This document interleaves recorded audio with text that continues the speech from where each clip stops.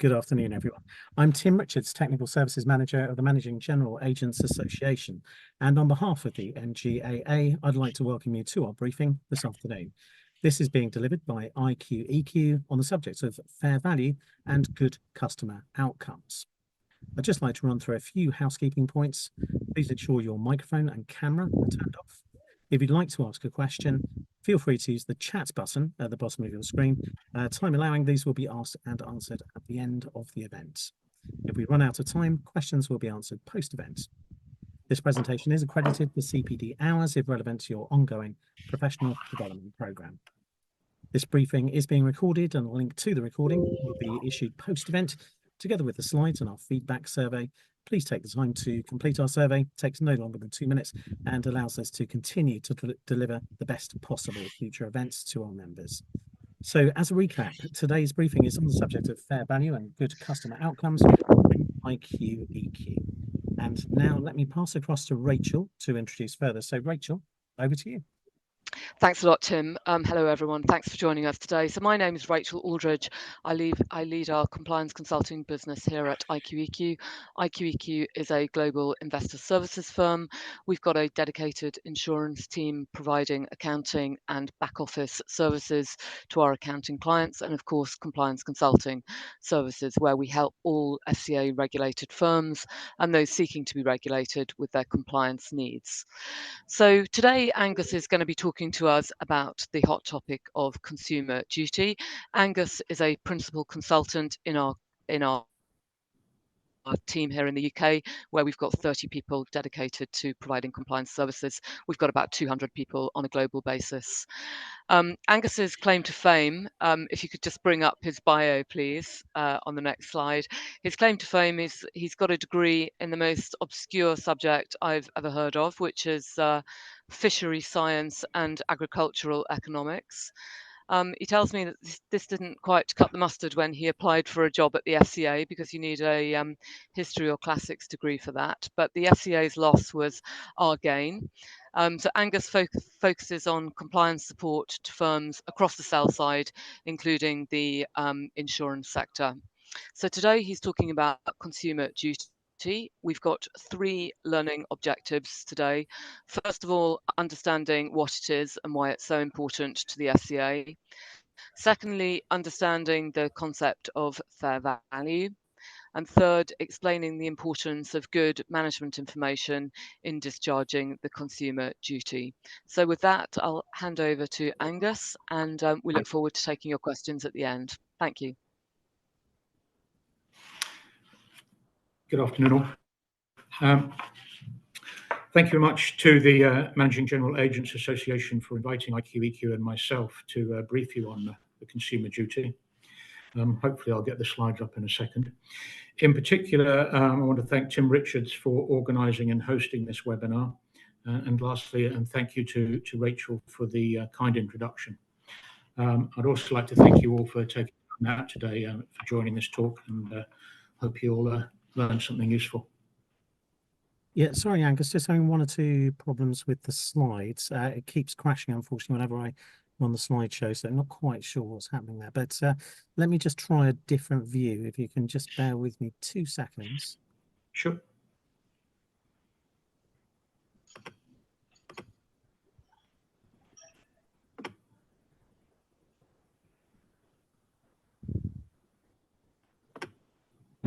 No, it won't be a minute.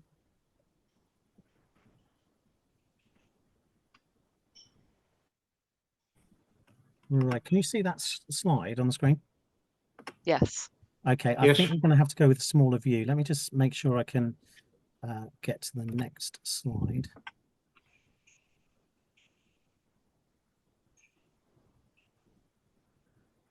Okay, this seems to be working. So there's Angus's bio. There are the learning objectives, which we covered off. And I think that's the slide you need. Apologies for it being a bit small. That's it. Yep. Is it just so small that we've got? Sorry, I didn't catch that. Are you happy for me to start with it looking like that? I think so. Yeah, I'll try and do something else in the same problem I had, so we'll just crack on. Yeah, it was just crashing, unfortunately. Yeah. So the consumer duty.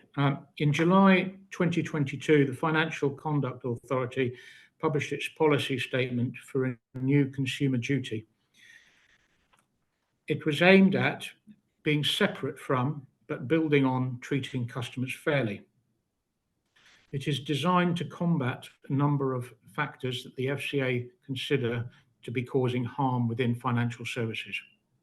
So it's aimed to combat poor customer support, to combat unfair valuations, to get rid of products that are unfit for purpose, and to avoid behavioural bias. That would be something like automatic renewals where the prices have shifted. The objective was to enhance conduct standards in retail markets, and in particular to drive a cultural change across the financial services sector. In particular, they want to ensure that firms do not cause foreseeable harm to consumers. Go on to the next slide, please, Tim. So what is the consumer duty?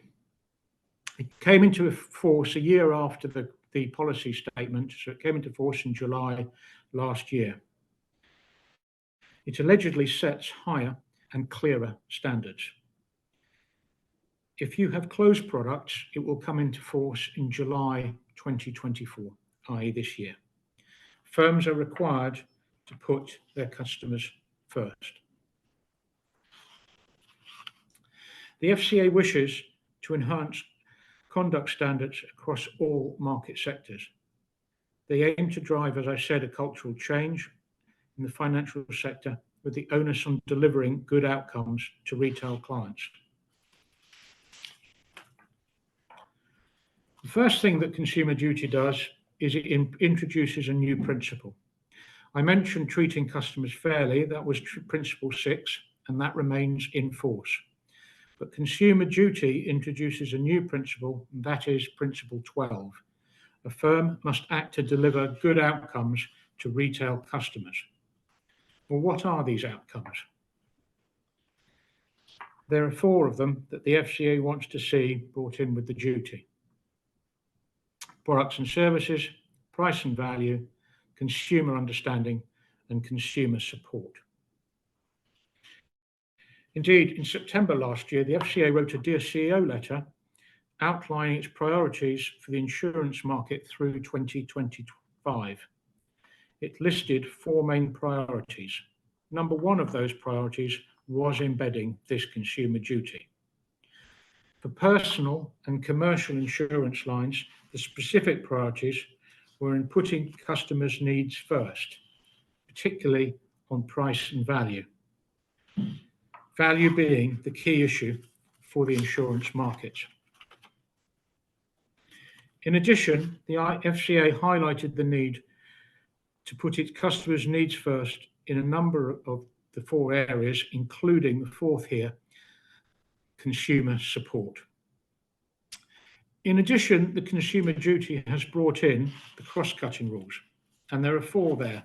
Sorry, excuse me, there are 3 there. And they are there to help firms interpret the outcomes of the consumer duty. They are to act in good faith, to avoid causing foreseeable harm, and to enable and support customers to pursue their financial objectives. Number 1 of these is act in good faith. Well, what does that mean? In principle, it means honesty and fairness. And the focus here should be on the design stage of your products, which harks back again to fair value. The second cross-cutting rule is avoid causing foreseeable harm. And this relates to acts and omissions, in particular focus on the distribution chain. The third is to enable and support retail customers to pursue their financial objectives. Firms need to act on the information that their customer supplies, and it applies throughout the journey that the customer has with whatever product they are taking out. I hope then that that is all crystal clear.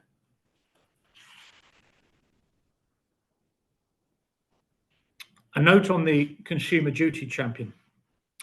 Ideally, this would be a NED, in order to provide appropriate challenge to the board. However, it doesn't necessarily have to be a NED. This would be commensurate with the size of the firm and its board. And for example, it could be somebody in compliance. Next slide, please, Tim.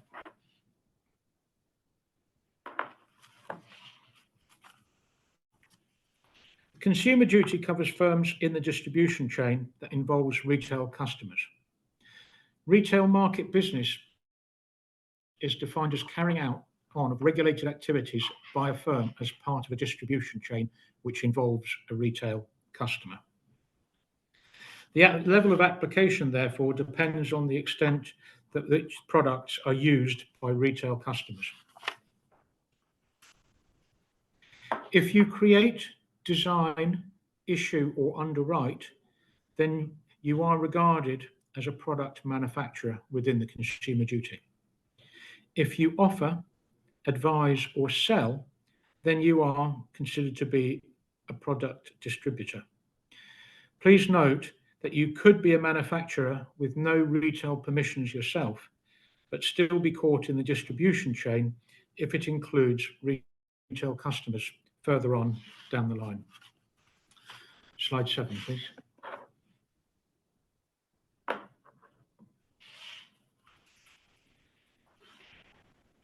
Shutting the door after the horse has bolted. Here's a timeline of what I've already discussed. So in October 22, the FCA determined that governing bodies needed to assess the impact of consumer duty and draw up implementation plans. If necessary, they should appoint a consumer duty champion. By April of last year, manufacturers had to prepare their management information on what was being presented downstream to intermediaries. And by July of last year, they should have reviewed under the consumer duty all their existing products and started to implement remediation. So now we find ourselves almost in April 2024, and so I assume that you are all up to date. Having been in force for almost 1 year, much implementation and remedial work has already been done. That includes the first review of consumer duty, and now we're coming towards the second review, which should be completed by July. And furthermore, a review of closed products, the first review of those needs to be completed by July of this year. Next slide, please. As I said, much implementation and remedial work has already been done.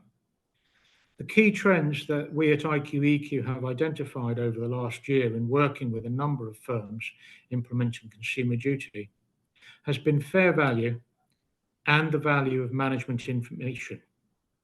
Hence, the need for this talk today. Next slide, please.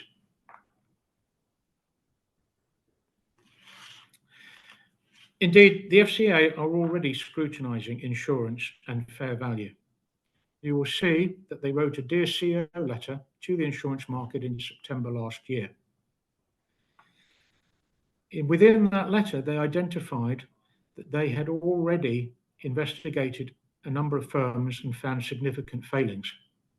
They took a supervisory action against a number of firms, and of those actions, half of them seem to involve issues surrounding fair value. Next slide, please.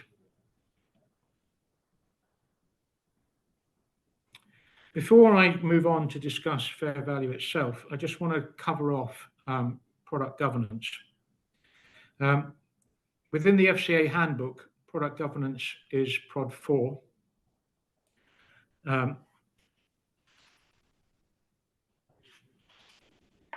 For insurers, both manufacturers and distributors, work in product governance should already have been undertaken, and this will alleviate some of the pressures on you with regard to consumer duty. However, as the previous slide indicates, with the amount of enforcement action being taken, it may well be that product governance is also an area for concern. In particular, price and value outcome requirements within product governance. That means if you've got those factors already in place, then consumer duty will not be applied. It is worth noting that the FCA spent significant time on evaluating firms' Prod 4 policies and processes within the temporary permissions regime, which expired at the end of last year. I think the FCA used particularly that sector as a way of rooting out smaller firms within the authorization process. However, even if you have product governance in place, do not underestimate the importance here and the impact of consumer duty. You will need to conduct end-to-end assessments of your business. You will need to understand how you receive and collate feedback from your distribution chain. And here you might start to see the import of the managing information that you receive. Prod 4 already covers identifying a target market and assessing what product and product value is in that chain. In some aspects, consumer duty will not go as far as Prod 4, but the products and services and the outcomes consumer duty still will be applied. Moving on now to discuss fair value in more detail. And go on to slide 12, Tim. Consumers should receive fair prices and quality service in consideration of the costs incurred. Consumers should pay a price for products that represents fair value. The FCA have already started investigating how firms are implementing price and value. The enforcement outcomes and subsequent Dear CEO letter, as I've stated earlier, are testimony to this. It's important that the firm understands what they are doing.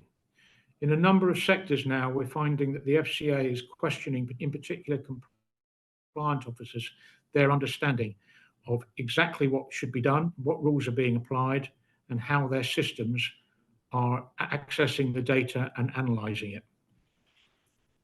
So, does the firm understand the rules regarding fair value? And what data are you collating in order to do this? Are the elements of the pricing structure that you use, are there elements in there that could lead to foreseeable harm? How is the firm assessing value? Are there fees or charges which appear unreasonably high compared to the benefits or to comparable products already on the market? Should changes in the benefits of a product over time be reflected in the price charged for that product? Should any material changes to assumptions that underpin the pricing, such as the servicing, also be reflected in the price? These are all elements that you will now need to assess and evidence that you are assessing. Have you considered contextual factors? That could be market sectors. It could be how a product interacts with other products that the person already holds. It could be consumer characteristics, or it could be limitations on the scope of cover that you are providing. Also, have you considered differential outcomes, including those to vulnerable customers? Lastly, we need to be looking at data and governance. I'm not sure that I've mentioned the importance of management information. Next slide, please, Tim. So in July this year, you need to have completed your fair value assessment on your closed product. The FCA delayed this for a year within the consumer duty because they acknowledged how significant this amount of work could be. However, they decided that they needed to apply consumer duty to these closed products, in particular because they feel that it could be some of these older products that no longer represent fair value compared to newer products that are on the market.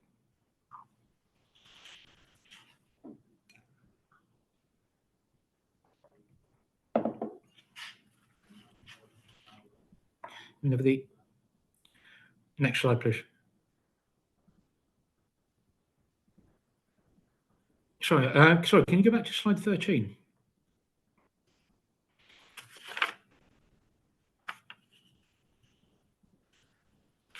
My apologies, I seem to have missed out this slide.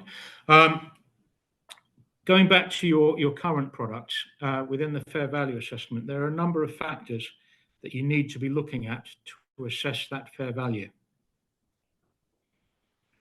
You need to be looking at the nature of the product and the coverage provided.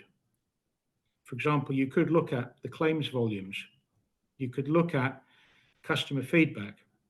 You can look at the reasonableness of your administration and or your cancellation fees. And lastly, the suitability of the distribution strategy.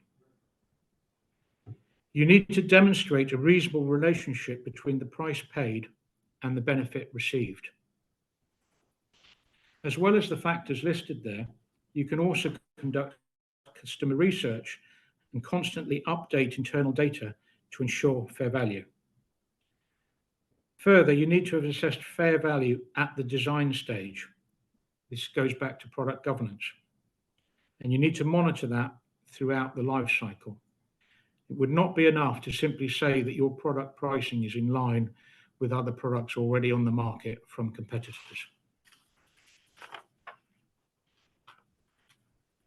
Apologies for missing that slide.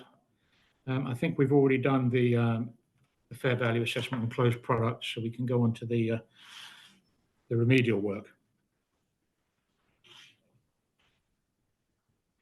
Your remedial work from year 2023 under the consumer duty and the review of your products should be ongoing.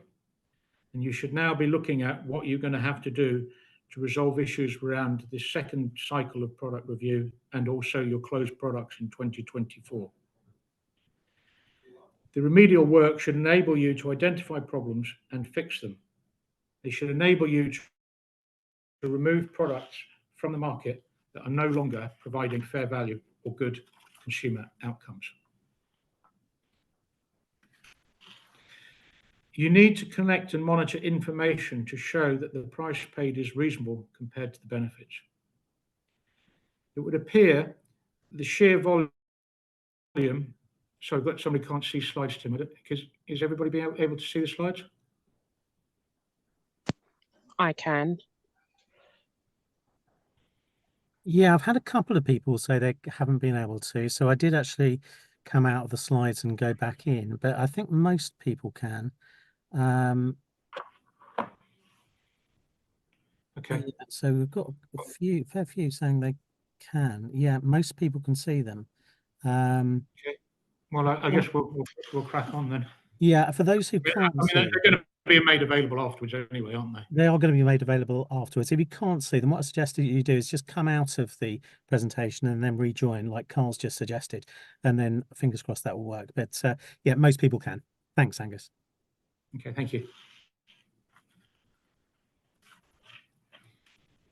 So going back to your remedial work, you need to collect and monitor information to show that the price paid is reasonable compared to the benefits. It would appear to me that the sheer volume of data that you now need to collate and assess will ultimately lead to higher prices, potentially defeats the object. However, the responsibility for the remedial work should be given to your consumer duty champion. You should also consider engaging an external party, perhaps IQEQ, to challenge your internal value assessments within your remedial work.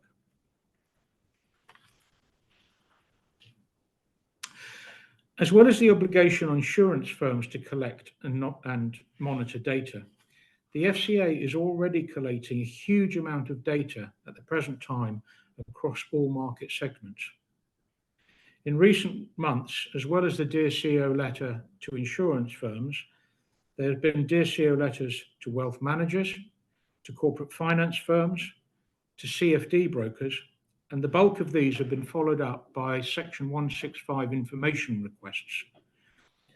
I'm sure that if you haven't already received one, you will be doing the same, and they will be analysing the impact of consumer duty and how well firms have applied it, particularly in light of closed products which will be closing in July. Just last Friday, the FCA announced that they would be conducting a review of the treatment of vulnerable customers. Do not be surprised to see if more surveys and reviews in the coming months follow on from that. The last part of my talk then is to go on to management information. I think I've already covered it a fair number of times. I won't go into it in far too much great detail again. However, you should be gathering your information and you need to analyse it, and then you need to act on it. Lastly, you need to be able to evidence that that is all being done. Again, it is collating data, analysing data, and reporting that the findings of your analysis up through the chain. Are you collating sufficient core data? Data on complaints, data on redemptions, data on sales numbers, data on competitors' pricing? Is your consumer duty champion getting the correct data? Are they getting the core data that you are analysing and collating? And are they getting the data on your fair value assessments, which is much more onerous? Having received that data, is the consumer duty champion assessing it? Are they then presenting their assessment to the board? And is the board discussing that on a regular basis? Lastly, is the board acting on the recommendations of the consumer duty champion and basically acting on the data that they are finding?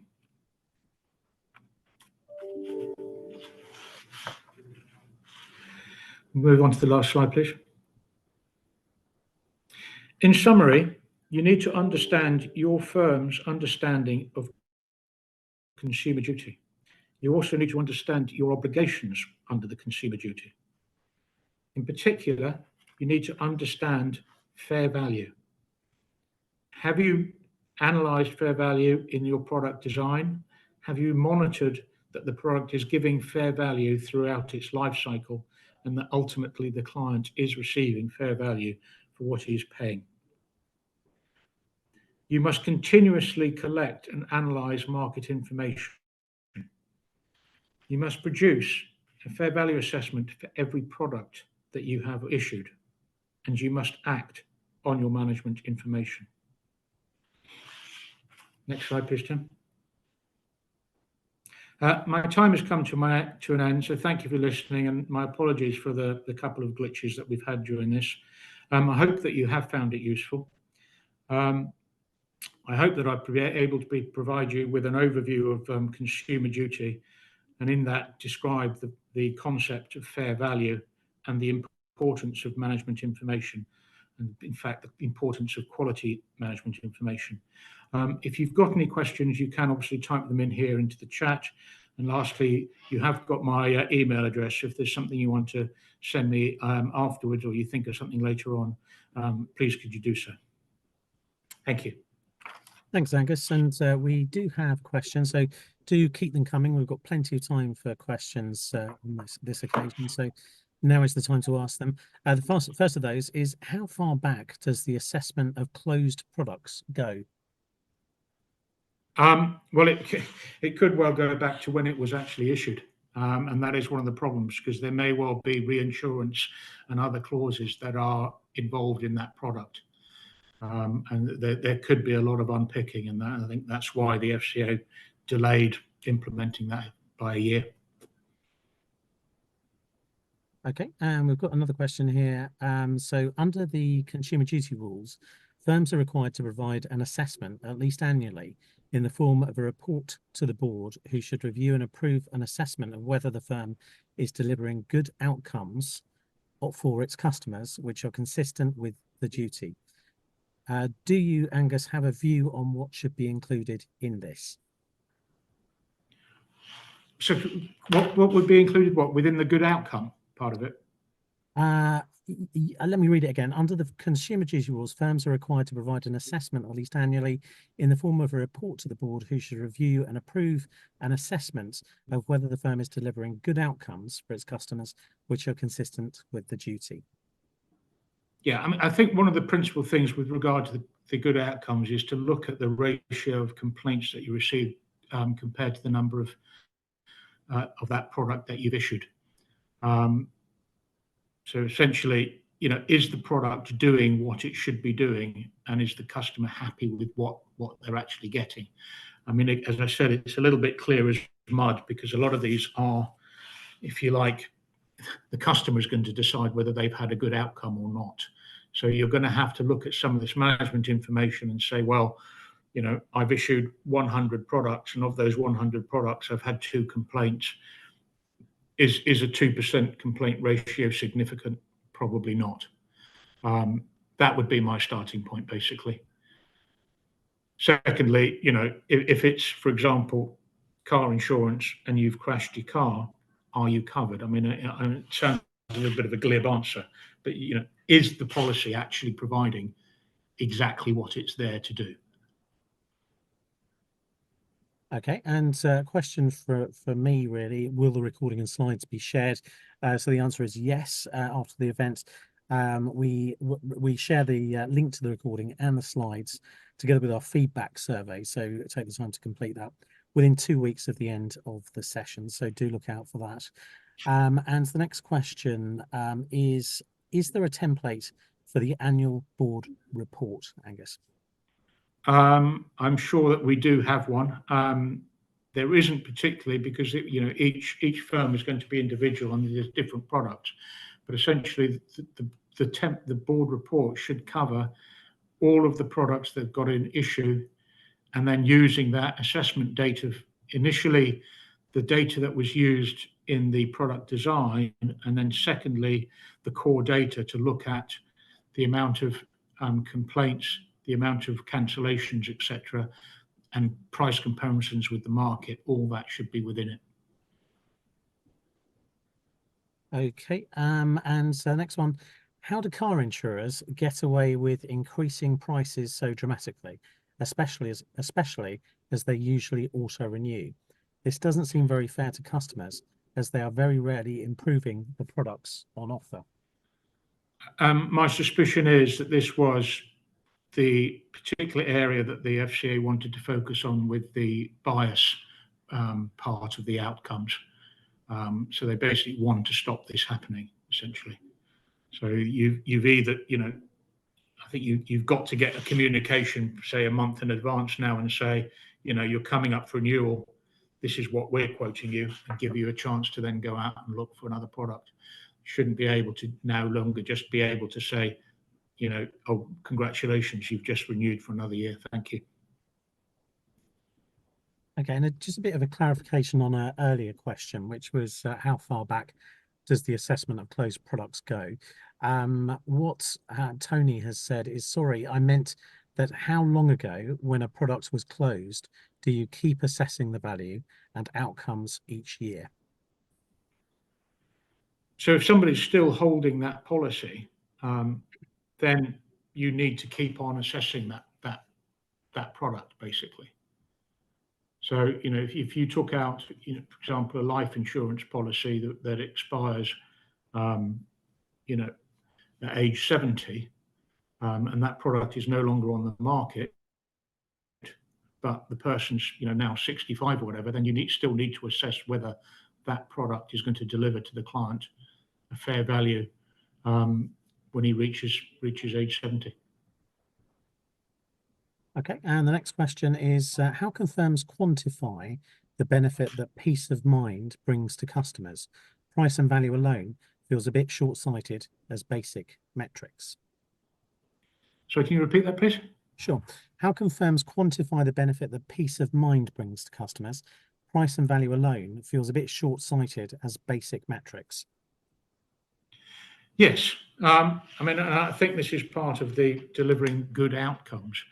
That there is, and I think we've seen this in all segments, basically, that there is still a lot of confusion with what is being done within Consumer Duty. But the price value itself was one of the, the four outcomes they're looking at. One of the others is obviously good outcomes. Another one is making sure that consumers are being able to reach their goals. So it is a little bit more nuanced than price and value. But essentially, what the FCA are going to be looking at is does the customer feel that they've bought a product that is suitable for them, and did they pay a reasonable price for it?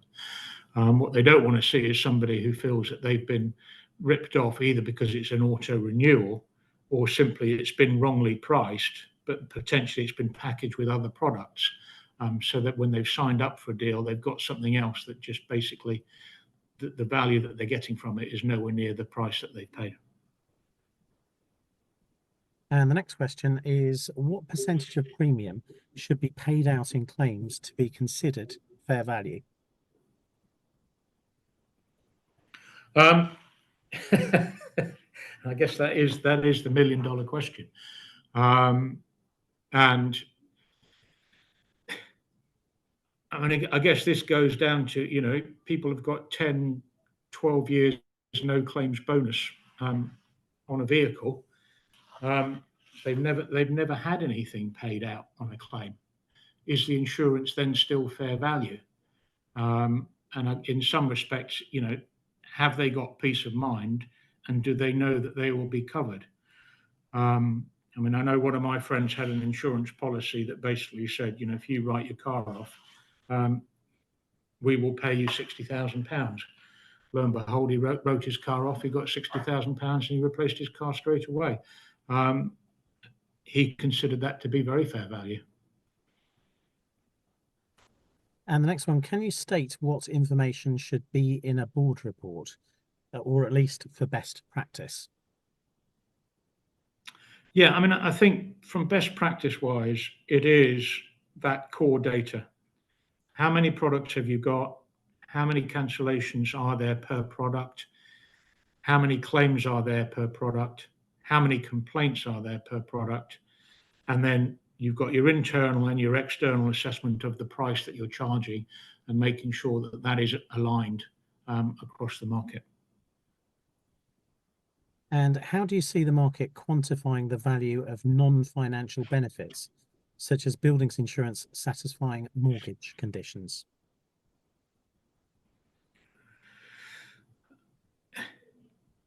Yeah. Again, I think this is going to be one of the more tricky areas, because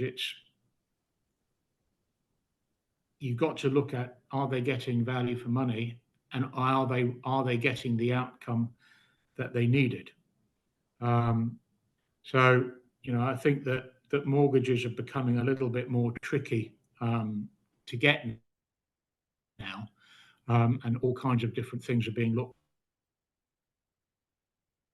at.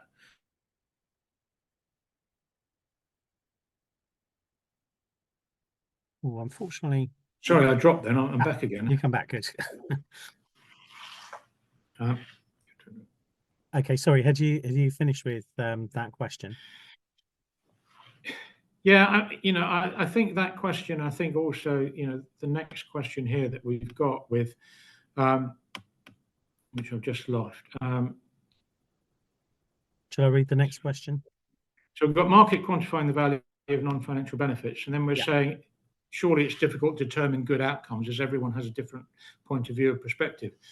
And that is completely correct. And I think that a good outcome, unfortunately, is going to be determined by the retail client. Did that one person think that they got a good outcome from their product? Now, obviously, there are ombudsmen in place, and each firm should have a complaints policy and a procedure in place to look at it. And if you find that you've acted the same on claims across 50 claims, but only one person has decided they want to make a complaint on it, then I think you can evidence that generally the outcome is good. And unfortunately, you've just got somebody who finds that they don't believe it was. And if you've been able to justify and verify that, then you should be in good shape. Okay, and another question, they keep coming in, so it's just jumped up a bit. What would you say is an acceptable percentage of policy cancellations to policies sold? I can't put a specific figure on that, but I've looked at things like declination rates, and the FCA have evidenced between 5 and 20% on what they think is poor. Now, I should think that anything over that sort of 5% level is probably going to start asking questions as to why people are cancelling their policies. Now, it may well simply be that the policy is being cancelled on renewal because they're finding a cheaper product elsewhere, and that's their choice. But this is part of the data that needs to be analysed. Are people cancelling policies during their lifetime when it's not a renewal period? And if they are, that's where you need to gather the information to actually determine why that is happening. It may not be a percentage level. It may be an underlying reason that you need to investigate and act on. And the next one, when would you see the need for product testing to include the use of focus groups, etc., rather than just the general MI coming from that product? I think product testing would be more to the fore where it's a new product, it's something that you haven't issued before, or you're targeting a different sector of the market that you haven't targeted before. Okay, and the next one, how can MGAs stroke wholesale distributors without the direct relationship with the end customers best test and evidence customer understanding? It's the role of the distributor to provide information downstream on what the product is and how it's supposed to work. Similarly, they then need to go back to that distribution chain and make sure that they're getting evidence coming back up from the end customer, basically. The understanding is going to be a difficult part because you're basically saying, has the salesperson explained the product and has the person ticked the yes box? Now, over time, the analysis of that data, if you start finding that one of your distributors is getting more complaints than any of the others, then you may well find that that distributor is not delivering the understanding to the customer as some of your other distributors are, and therefore you need to take steps either by training that distributor or basically taking the distribution away from them. And the next question, Angus, what do you see as the next steps from the FCA? I think the FCA are going to send out more information requests, and they are getting increasingly onerous. And generally, they are giving firms somewhere in the region of 6 weeks to answer these information requests, and they can go into Excel spreadsheets with rows and rows of data, and then they'll say, "Oh, you've only got 6 weeks to give us this because you should have all the information."